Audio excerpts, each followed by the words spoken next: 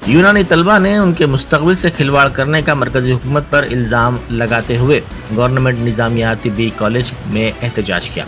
इन एहतजाजी तलबा ने मरकज़ के नोटिफिकेशन को गैर मंतकी और इम्तियाज़ पर मबनी करार दिया। उन्होंने कहा कि मेडिसिन जैसे मौज़ूद शोबे में इस तरह का नोटिफिकेशन मुनासिब नहीं है।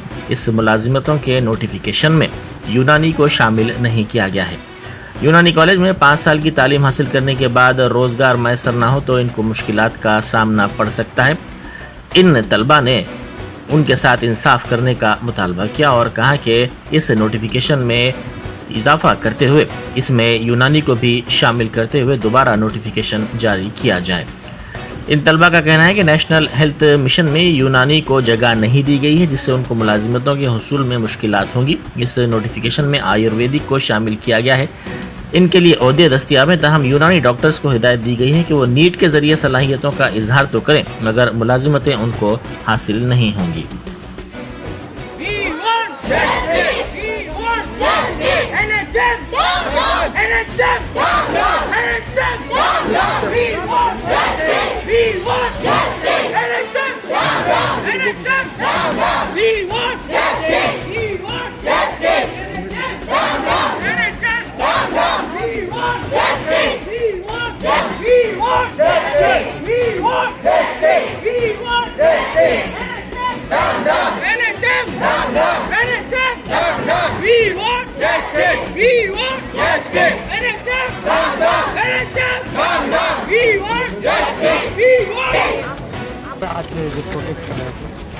मैं एक यूनानी डॉक्टर हूँ, यहाँ पे जूनियर डॉक्टर हूँ और करीब हम लोग 5.5 साल मेहनत करने के बाद में हम लोगों को ये पता चलता है कि हम लोगों को आगे कुछ फ्यूचर नहीं है।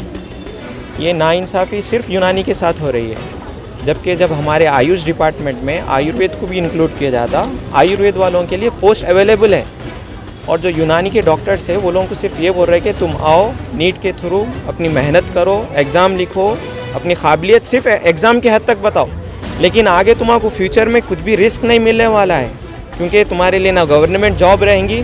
तुम सिर्फ 5.5 साल मेहनत कर लेके सिर्फ यहाँ से चले जाओ। ये गवर्नमेंट की तरफ से पूरे ऑर्डर्स है और ये अभी से नहीं चल रहा है, ये पूरे मीटिंग्स भी हो रही है और मीटिंग्स होने के बावजूद भी जो हमारी हायर अथॉरिटी है हमारे सपोर्ट में नहीं है।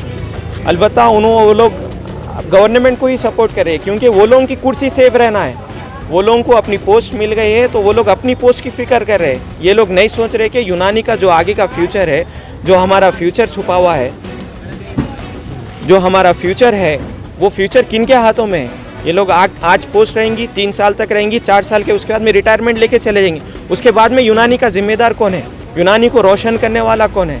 जो यूनानी का अहम चिराग हम लोग जो डॉक्टर्स अभी जूनियर डॉक्टर्स है वो लोगों को ये बोल रहे हैं कि आप लोगों के लिए गवर्नमेंट पोस्ट नहीं है। और ये पार्शलिटी जो हो रही है आयुर्वेद के साथ, आप मेरे को एक चीज़ बताइए, अश्वगंधा और अजगंध में फ़र्क क्या है? सिर्फ ज़बान का फ़र्क है और ज़बान के फ़र्क के लिए आप हमको जॉब से अलहदा कर देते। ये तो सरासर नाइंसाफ़ी है। ये उनको सिर्फ दूसरी ज़बान में, अगर अलबत्ता उनको हिंदी में बोल रहे, हम उर्दू में इस्तेमाल कर रहे। अगर आप हमसे ये चाह रहे कि आप वो ज़बान में बोल के हमको गवर्नमेंट जॉब देते बोले तो हम वो भी बोलने तैयार है, लेकिन ये नाइंसाफ़ी क्यों? और हमारी सिर्फ यूनानी जो है और आयुर्वेद इस पे बेस नहीं, हमारी तिब्बे नबवी बोल के भी है, एक बड़ा हिस्सा जो है हमारा तिब्बे नबवी पर भी है और हमारी पूरी मेहनत और मशक्क़त तिब्बे नबवी पर भी रहती है।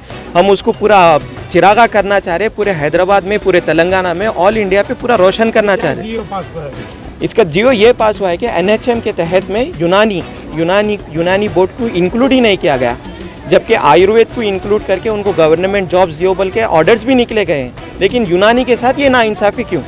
अब जब हम पूछ रहे हैं, यहाँ पे आवाज़ उठा रहे हैं, तो हम लोग को ये बोल रहे हैं कि आपको सर्टिफिकेट्स नहीं देते, आपको है ना अटेंडेंस नहीं मिलेगी। ये हायर अथॉरिटी से, अब मैं किसी एक को तो पर्सनल लेकर के नहीं बोल सकती, ये सब पूरा हायर अथॉरिटी का ही है। अगर हम लोग के ऊपर परेशानी आ रही है तो हायर अथॉरिटी हमारे साथ खड़ी होना चाहिए।